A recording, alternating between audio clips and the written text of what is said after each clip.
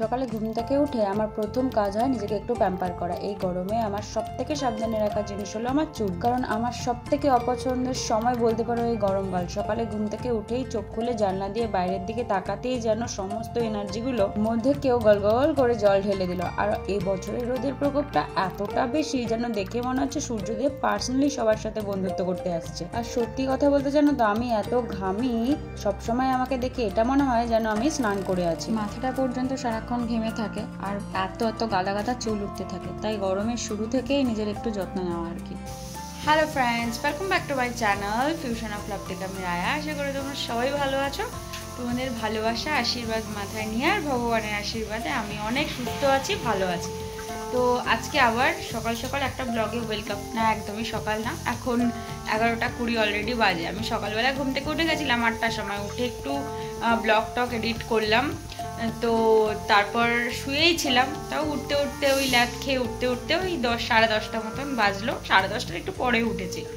তো এখন যাব রান্নাবান্না। অনেকদিন তোমাদের রান্নাবান্নার কিছু ক্লিপ শেয়ার করা হয় না, তো আজকে একটু রান্নাবান্নায় যাব। এই বেড টেড গোছানো কমপ্লিট হয়ে গেছে আমার সকালবেলা উঠেই। আর মা তো মায়ের আর বাবার ঘরের যে বেডটা সেটা অলরেডি গুছিয়েই রেখে দেয়। মা সকালবেলা উঠেই আগে বেড গোছায়, আর মানে বিছানা না গোছানো হলে বাবা বাড়ি থেকে যেতেও পছন্দ করে না, এটা একটা ব্যাপার। যাই হোক, চলো। এই গরমের জন্য ফ্রেশ হয়ে এসে একটু টোনার অ্যাপ্লাই করে নিয়ে আগে একটু বেশি করে। সকালে ঘুম থেকে ওঠার পর আমার নিজেকে দেখলে মনে হয় যেন মুখে 1 কেজি তেল রয়েছে, যা দিয়ে একটা ভালো মতো ডিম অমলেট করে নেওয়া যাবে। সারাদিনে যা ঘামাঘামি করি আমি, সকালে একটু টোনার অ্যাপ্লাই করলে মুখটা একটু ফ্রেশও লাগে আর নিজেকেও একটু রিফ্রেশমেন্ট লাগে। আমার কাজকর্ম শেষ করার পর মা আসলো নিজের কাজকর্ম করতে। ঘর টর ঝাড় দিয়ে মা যাবে তারপরে স্নান করতে। এই ঘর কিন্তু সকালে একবার ঝাড় দেওয়া হয়ে গেছে, বাবা বেরোনোর আগে ঘর ঝাড় দিয়ে ঘরের জল দিয়ে সমস্ত কিছুই কমপ্লিট। তবে বাবা দোকানে বেরিয়ে যাওয়ার পর বাকি সমস্ত কাজকর্ম করে টোরে মা যখন আমার ঘরে আসে ঘরটার ঝাড় দিতে, কারণ আমি ততক্ষণ ঘুমিয়ে থাকি, তখন মা এই ঘরটাকেও আরেকবার করে ঝাড় দিয়ে নেয়। কারণ কি জানো তো, এই ঘরটায় যেহেতু সাদা টাইলস লাগানো, যতই পরিষ্কার করি তাও যেন নোংরা লেগেই থাকে। এই যে কিচেনে অলরেডি চলে এসেছি। বাইরে এত রোদ, এখান থেকে দেখো কি বাজে লেভেলের রোদ। রান্না করতে করতে আজকে হালাত খারাপ হয়ে যাবে এই গরমে। যাই হোক, মা আমার খাবারটাই যে মিক্সি টিক্সি করে, না দুটো রান্না হোক, কিন্তু তাও এত গরম না, রোদ বেশি, একদম ঘেমে জল হয়ে যাবে। আমি এমনিই খুব ঘামি, আমি আর মা এরকমই প্রচুর ঘামি। যেখানে মা আমার বিটরুট জুসটা একদম মিক্সি করে দিয়ে গেল, আমি এটাকে শুধু একটু ছেঁকে নেব। আর এদিকে হচ্ছে আজকে হবে ইঁচড়টাকে একদম সিদ্ধ টিদ্ধ করে দিয়ে গেছে মা। এখানে মা এখন চা বসিয়েছে মায়ের জন্য। আর এদিকে যে পেঁয়াজ আদা সব মা ছুলে গেছে, শুধু কাটতে হবে। এখানে আদা নর্মাল করেও কাটা আছে, একবারে পেস্ট করে কিছুটা রেখে দেবো। আর ওদিকে মা করছে, আমি যে সকালবেলা ডিম খাই, সেই সিদ্ধ ডিমটাকে মানে ছুলে রাখছে, কারণ হাফ বয়েল হয় তো আমি ছুলতে পারি না। মা ওটা একটু ধুয়ে দাও, আমি তাহলে আমার গরম জলটা বসিয়ে দিচ্ছি। আর এখন তো শীতকাল না, তাই জন্য মা ফ্লাক্সে গরম জল রাখেও না, তাই জন্য সকালবেলা ঘুম থেকে উঠে আমি ফার্স্ট যে জলটা খাই সেটা একটু গরম জল খাই, উষ্ণ গরম জল, সেটাই এখন একটু বসিয়েছি। এই যে এখানে মা চাটা ঢেলে নিল, ধুয়ে দিল বাড়িটা, তার মধ্যে বসালাম একটু উষ্ণ গরম জল সকালবেলা। হ্যাঁ, সবই মা। না, শ্বশুরবাড়ি গিয়ে কেন করে দেবে, এখানে যতদিন আছে ততদিন তো মাই করে দেবে, কিন্তু বলি মাই করে দেবে। ঠিক আছে, এখন তো খাবার। ডিমটা শক্ত হয়ে গেল কেন? আরে শক্ত ডিম আমি খেতে পারি না। আমার মা ঝাঁটা কোলে নিয়ে দৌড়ে যাচ্ছে। ঝাঁটা নেতা এগুলোই হচ্ছে আমার মার জীবন বলতে পারো। মা আজকে আবার, মানে আজকে না, এখন থেকে আবার দায়িত্ব নিয়েছে আমার চুলটাকে আবার ঠিক করার জন্য। কারণ আমার চুলটা যতটা ঠিক ছিল সেটা ততটা পুরোটাই মায়ের জন্যই ছিল, কিন্তু মাঝখান থেকে ওই যে অতি চালাক হলে যা হয় সেটাই আমি করে ফেলেছিলাম। এখন আবার মা সেই দায়িত্ব নিয়েছে। এখন মায়ের জাদুকরি যে সেরাম তেল সেগুলো এখন আবার আমার মাথায় কন্টিনিউ চলবে। অ্যাকচুয়ালি কী হয়, আমি এখানে দিতে তো থাকি, কিন্তু যে রুডিদের বাড়ি চলে যায় সেই আমার আবার হয়ে গেল সব কিছু। মা বলেছে এবার তুই না নিয়ে গেলে ওখানে, আর না দিলে এবার আমার ওখানে গেলে হয় না। আমরা এত ঘোরাঘুরি করি, ওখানে গেলে আর আমার এইসব দেওয়া টাওয়া কিছু হয় না। আর এই ফ্যান ছেড়ে 1 সেকেন্ডও বসা যাচ্ছে না। আমি বললাম আমি দিয়ে নেব, কিন্তু মা বললো না, তোকে আমি ট্রাস্ট করি না, আমি দিয়েই যাবো। তাই সেই সবই দিতে বসেছে এখন। চলো এই রান্নাঘরে নিয়ে চলে এসেছি, রান্না বান্না করতে হবে, তো খাওয়া দাওয়া করতে হবে। তো অনেকদিন পর তোমাদের সাথে আবার এই রান্না বান্নার পার্ট শেয়ার করবো। তো আজকে বাবা কি করেছে দেখো। আজকে বাবা এইসব বড় বড় বোয়াল মাছ নিয়ে এসছে, এইসব বড় বড় 4 পিস মতন এনেছে। আমরা 3জন মানুষ, দুপুরে 3টে আর রাত্রে বাবা মা কেউই মাছ খায় না, ওই আমি একটু মাছ খাই, তার জন্য রাত্রে এই রয়েছে। আর আজকে হবে ইঁচু, তার জন্য মা ইঁচু সিদ্ধ টিদ্ধ করে এখানে রেখে গেছে। আর হবে চিংড়ি দিয়ে ইঁচু, এই চিংড়িও মা ছুলে টুলে রেখে গেছে, কিছুটা মা বলেছে রেখে দিতে। আর এখানে আলুও কেটে সিদ্ধ টিদ্ধ করে রাখা আছে। আর হবে নিম বেগুন, মোটামুটি 3 পদ 4 পদ আমাদের বাড়ি রান্না হয়। আর ভাত তো থাকবেই, 3-4 পদ ছাড়া কোনোদিন আমাদের বাড়ি রান্না হয় না। তো আজকে মাছটা ভেবেছি একটু অন্যরকম করে রান্না করবো। তো চলো রান্নার প্রিপারেশন করি আগে। রান্নার প্রিপারেশন করতে করতে মা চলে এসছে গোপলাকে স্নান করাতে। স্নান করিয়ে ওকে নিজের জায়গায় বসিয়ে তুলসী তলায় জল টল দিয়ে, আমাদের যে শিবতলা আছে সেখানে জল দিয়ে সমস্ত কিছু করে মা যাবে উপরের মন্দিরে পুজো দিতে। অ্যাকচুয়ালি না, ওকে স্নান টান করিয়ে জামা প্যান্ট পরিয়ে গুছিয়ে বসাতে না একটু সময় লাগে, তার কারণ ও এত দুষ্টুমি করে, শান্ত ছেলে মেয়েদের মতন কিন্তু ও নয় একদম। তবে ওকে না আমরা এখানে কোনো খাবার দিই না, তাই মা যখন ওকে গুছিয়ে টুছিয়ে বসায় তারপরে মা এটা বলে যায় যে আমি উপরে যাচ্ছি, চলো তুমি আমার সাথে একবার উপরে গিয়ে খাওয়া দাওয়া করবে। এই পাশে বসে আছি, আমার যে সিদ্ধ করা ইঁচড়টা এই পাশে বসিয়েছি, দেরি করে তো লাভ নেই, মোটামুটি গোছাগাছি হয়ে গেছে। আর ইঁচড় রান্না করার জন্য যে কি তুলবো কি বের করেছি, ইঁচড় রান্না করবো তো চিংড়ি মাছ দেয়। আর আমি না কি করি, চিংড়ি মাছগুলো যত ছোটই হোক আর যাই থাকুক না কেন, চিংড়ি মাছগুলোকে না মাঝখান থেকে একটু ডিভাইড করে দিই। আমার মনে হয় যে সেটা চারিদিকে আরও বেশি মানে তরকারির মধ্যে পড়ে, তাহলে ভালো লাগে খেতে। আমি সব সময় চিংড়ি মাছ যেই তরকারিতেই দিই একটু মাঝখান থেকে ডিভাইড করি। আর কিছুটা চিংড়ি তো তুলেই রেখেছি, সেই কাজটাই চলছে এখন। চিংড়ি মাছ ভাগ করতে আমার ভালো লাগে, কি জানি কেন। এই যে এদিকে মোট সব, এই যে এদিকে মোটামুটি সমস্ত ভাজাভাজির কাজ কমপ্লিট। এই যে আলু ভেজে নিয়েছি, এদিকে ভেজে নিয়েছি হচ্ছে ইঁচড়গুলো। আর আমি না কোনো সবজি খুব বেশি মানে ভালো করে ভেজে নিই, মানে আমি না ওই যে গোটা গোটা থাকে মুখে কামড়ালে একটু শক্ত শক্ত করে, সেরকম সবজি আমি একদম খেতে পারি না। আর আমার বাবাও পছন্দ করে না, তাই জন্য সবজিটাকে ভাজার সময় আমি 80% একদম সিদ্ধ করি, জল দিয়ে একটু কষিয়ে নিই, তাহলেই হয়ে যায়, নরম নরম হয়। নরম শক্ত শক্ত মুখে লেগে থাকে, ওরকম সবজি একদম খেতে পারি না। আর একটা ব্লান্ডার অলরেডি করে ফেলেছি, সেটা হচ্ছে চিংড়ি মাছ যেখানে রয়েছে ইঁচড়ে দেবো, সেটা আমার মনেই নেই।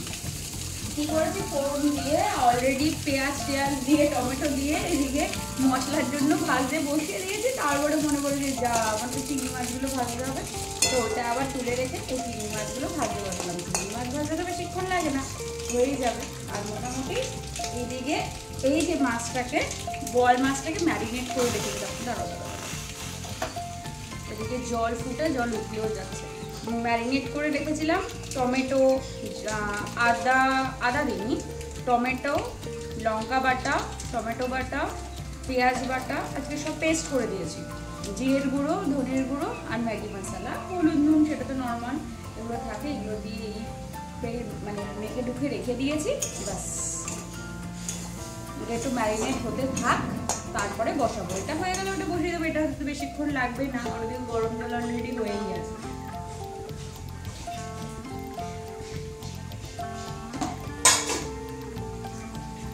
আর তার মধ্যে একটা জিনিস করেছে যে এখানে আমাদের লঙ্কা এনে রেখেছিল বাবা অনেক, সেই লঙ্কাটাকে পেস্ট করে রেখেছে, আর আদাটাকেও পেস্ট করে রেখেছে। তাতে কি হয়, প্রত্যেকদিন মিক্সি করতে হয় না, প্রত্যেকদিন মিক্সি করতে ভালোও লাগে না, তাই অনেকটা পরিমাণে করে রাখলে, একটু মানে তোলা তোলা করে রাখলেই কি হয়, ওই নিরামিষেও খাওয়া যায় আমিষেও খাওয়া যায়, তাই জন্য এরকমভাবে করে রেখেছি একদম আলাদা করে। হয়েছে একটু, হয়নি আরেকটু হতো, আরেকটু হতো, ওইটা কিন্তু ভেঙে যাবে পাশে, কোনোটাই ভাঙবে না। এই জন্যই তোমাকে দেখেছি, প্রপারলি উল্টো দিতে পারবো। হ্যাঁ, আমি উল্টাতে গেলেই ভেঙে যাবে, আর মাছটা উল্টাতে পারি না। এটা আরে কড়াইতে এই মাছটা হবে না, বুঝলে তো, কড়াইতে ভেঙে যাবে। এবার ওটা দিই, পাতলা পাতলা তো, যদি একটু পাতলা পাতলা না, মোটেই মোটা মোটা, যদি মোটা হতো মাঝখান দিয়ে কেটে নিতাম। এবার কেটে নিলে সেটা তুমি ছোট এখন তুমি এখন দিবি না, হয়নি ভাজা হয়নি। এই উপরটা দেব না ওই তলাটা ভাজা হবে না, ভাজা হবে না। হ্যাঁ ভাজা উপরটা দেব তো। পরে দিবি, ভাজা হয়নি জিনিসটা, কম করিস কেন, ভাতটা দেখ কি এখন। যাই হোক, মাছগুলোকে তো ম্যারিনেট করে রেখেছিলাম, তোমরা দেখেছো। ওই মাছগুলোকে কি করেছি, ফ্রাইং প্যানে পেতে পেতে দিয়েছি, আর ওপর থেকে অল্প অল্প করে মশলা দিয়েছি, দিয়ে এবার একটু হয়েছে, মা ওটাকে উল্টে দিয়েছে, কারণ আমি উল্টাতে পারবো না। এই যে দাঁড়াও, একটু তুলে দেখি, এই যে এরকম পজিশন। এবার এইটার নিচের পার্টটা আর একটু ভাজা ভাজা হোক, তারপরে বাকি এখানে কিছু মশলা রয়েছে, সেই মশলাটা দেবো, আর একটু জল দিয়ে তারপর যেটা সিদ্ধ হতে দেয় সেটা। তবে তাছাড়া মোটামুটি এক পিঠ ভাজা কমপ্লিট, আর এক পিঠ ভাজা হলে মশলাগুলো দেবো, হতে থাক। মোটামুটি রান্নাবান্না কমপ্লিট। এখন আমি জল চালাতে দিয়েছি, জলটা হলে যাবো স্নান করতে। 2 মিনিট একটু বসে, রান্না করার পর একটু বসে নিই। তবে আজকে গরমে না ঘাম হলো না সেরকম ভাবে, দেখলাম। বাবা তুমি ব্যাটারি এনেছো? আর পেন্সিল ব্যাটারি নিয়ে আসলেই তো হতো, এসিটা চালাতেই পাচ্ছি না। তাহলে এসির ব্যাটারিটা খুলে দিয়ে দিচ্ছি, নিয়ে যেও। আর ফ্যান ছাড়া তো থাকাই যাবে না। যাই হোক, এখন একটুখানি বসবো, বসে তারপরে যাবো স্নান করতে। এখন অলমোস্ট বাজে প্রায় 7টা বাজতে যায়। এই ঘুমটুম থেকে উঠে আমি আর মা একটু বেরোচ্ছি। মা দুটো জিনিস অনেকদিন ধরেই কিনবে করছে, এবার আমার জন্যই আর যাওয়া হচ্ছে না, তো সময়ও হচ্ছে না, আমি বাড়িও থাকছি না, তো আজকে আছি। আর সেই জন্য মা বললো চল গিয়ে আজকে দেখেও আসি, যদি সেটা হয়ে যায়, মানে পছন্দ করা জিনিসটা থাকলে একবারে নিয়ে চলে আসবো। তো সেই হিসেবে যাই। গোপলা বসে আছে, আমি আর মাই গাড়ি নিয়ে যাব, আমার স্কুটিটা নিয়ে। চলো বেরোই, কারণ অলরেডি অনেকটা লেট হয়ে গেছে, আর রাস্তার তো যা বাজে অবস্থা, তাই জন্য ওই গর্ত গুর্তা দিয়েই যেতে হবে, কিছু উপায় নেই, কিন্তু যেতে হবে। চলো বেরোই। এই জাস্ট বাড়িতে ঢুকলাম, এখনো গাড়িও তুলতে পারিনি। আমাদের বাড়ির একটা প্রবলেম কি জানো, লকটা একটাই চাবির সেট রয়েছে, তাই লক যদি আমরা করে চলে যাই, এবার সেই বসে থাকতে হয়, সবাইকে ফোন করতে হয়, আসবে খুলে দেবে, এরকম একটা ব্যাপার। এই জন্য বাবা কাকারা আসলেও প্রবলেম হয়, যে আমরা কেউ না আসলে বাবা কাকারাও বাইরে এরকম করে দাঁড়িয়ে থাকে। তবে আজকে বাইরে খুব সুন্দর হাওয়া দিচ্ছে। ওর আবার কি প্রবলেম হলো, চিল্লাচ্ছে কেন? শিয়াল তো ডাকছে না, একবার ডেকেছে।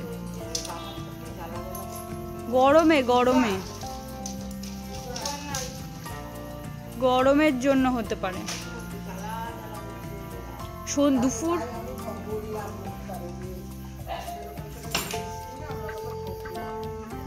একটা জিনিস মানে দেখতে গেছিলাম, সেই জিনিসটা এখনো পর্যন্ত আসেনি, যেই কারণে আর কি গেছি। আসলে তোমাদের সাথে শেয়ার করব, তার আগে শেয়ার করব না যে কি আসছে না আসছে, তবে কি জিনিস না জিনিস সেটা ঘরেই যাই, গাড়িটা তুলি, তারপর বলছি কথা। এসে মোটামুটি ড্রেস ছাড়লাম, আমার কিছু কাজ ছিল সেটা করলাম। এবার তোমাদের বলি যে কেন আমরা বাইরে গেছিলাম, সেটা তো বলা হয়নি, সেটা তো বলতে হবে। তোমরা নিশ্চয়ই দেখেছো আমার বেডের পাশে যে এই ব্যাপারটা থাকে, এই র্যাকটা আমার অনেক ছোটোবেলা পুরনো, মানে আমার পিসি আমাকে বার্থডেতে গিফট করেছিল, এখনও ঠিকঠাক আছে আমার মার দৌলতে, কারণ আমার মা সব কিছু খুব প্রপারলি রাখে। তো এই জায়গাটার এটা না এত মেসি হয়ে থাকে, মা অনেকদিন ধরে চিল্লাচ্ছিল, তো এই জায়গাটার জিনিসটা চেঞ্জ করব, সেটারই একটা সাবস্টিটিউট আনতে গেছিলাম, মানে দেখতে গেছিলাম আর কি, পছন্দ করতে গেছিলাম। মা অনেকদিন আগেই দেখে এসেছে, কিন্তু মা আমার পছন্দ ছাড়া নেবে না। অ্যাকচুয়ালি ঘরে কোনো কিছু আমার পছন্দ ছাড়া আসে না, তো এই ব্যাপারটা চেঞ্জ করার একটা ব্যাপার চলছে, দেখা যাক। একটা পছন্দ করে এসেছি, এখন চিন্তা করিনি এখনও আসবে কি না আসবে, এই জন্যই আর কি যাওয়া ছিল। একটা ব্যাপার হচ্ছে, তোমরা আমাদের এই টিভি ক্যাবিনেটের এখানটা নিশ্চয়ই দেখেছো, এই ক্যাবিনেটের এই জায়গাটাও আমাদের একটু প্রবলেমই হচ্ছে রাখতে, তো এইটাকেও চেঞ্জ করে এখানেও আরেকটা জিনিস সাবস্টিটিউট আসবে, সেটাও দেখতে গেছিলাম। পছন্দ হয়েছে, জানি না কতটা কি এক্সিকিউট করতে পারবো, পছন্দ করে মোটামুটি এসছি। আর এইটা মা একজনের কাছে বিক্রি করে দেবে, মানে আমাদের যে বাড়িতে দাদাটা কাজ করে সবসময়ের জন্য, ওই দাদাটা এটা দেখে ভালো লেগেছে, তো এই দাদা এটা নিয়ে নেবে দাদার কাছে। মানে মাসিমণি আর মা এইসবই করতে থাকে, জিনিসপত্র কেনাকাটি করে আর বিক্রি করতে থাকে। এটা কিন্তু খুব বেশি দিন হয়নি এসেছে। যাই হোক, এটা সরে যাবে, আর ওই জিনিসটা ওইটা পুরো ঢাকা, তো বেশ ভালো লাগবে, আর একটু নিচু। আর আমাদের এই জায়গাটার অবস্থা একটু ইগনোর করো, কারণ আমার ড্যামে এই সিচুয়েশন হয়ে গেছে। এই রঙটা একদম নতুন জানো করা, খুব বেশি দিন হয়ও নি রঙটা করেছে, কিন্তু এই যে এই ব্যাপারটা থাকছে না রঙে। আবার এবছর রং করানো হবে কিছুদিনের জন্য, কিছুদিনের মধ্যেই, জন্য না, বাড়িতে অকেশনস আছে তার জন্য। তো এই জায়গাটা একবার ভেবেছি এই পোর্শনটা, শুধু এই পোর্শনটা, এইগুলো আর কালার করব না, অন্য কিছু করে দেবো, কারণ এই কালার রাখাটা খুব ডিফিকাল্ট হয়ে যাচ্ছে। এই এখনো অবধি প্ল্যানিং হয়ে আছে, এবার যা হবে সেটা তো তোমাদের সাথে শেয়ারই করবো। চলো, এখন রাত অলমোস্ট 1:30 মতন বাজে। খাওয়া দাওয়া কমপ্লিট করে রুডির সাথে একটু গল্প করছিলাম। আর আমার নিজের স্কিন কেয়ার তো আমি সবসময় করেই থাকি। আমার এই বাড়ি থাকলে স্কিন কেয়ার হয়, জানো, ওই বাড়ি থাকলে আর স্কিন কেয়ার ফিন কেয়ার হয় না। যাই হোক, তাই জন্য এখানে যতটা যত্ন করা যায় আর কি। আর মুখটার এত বাজে অবস্থা, আমার দেখলেই কষ্ট হয়।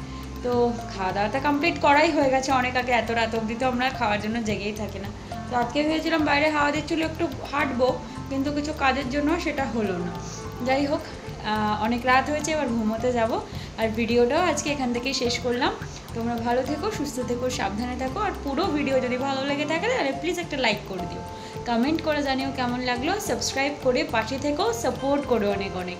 তোমাদের ভালোবাসা, আশীর্বাদ কিন্তু খুব দরকার, আর সাপোর্টটা তো দরকারই। তো চলো, আজকের মতন টাটা, বিদায় নিচ্ছে। কালকের জন্য অপেক্ষায় থেকো। Bye bye, good night, see you the next one.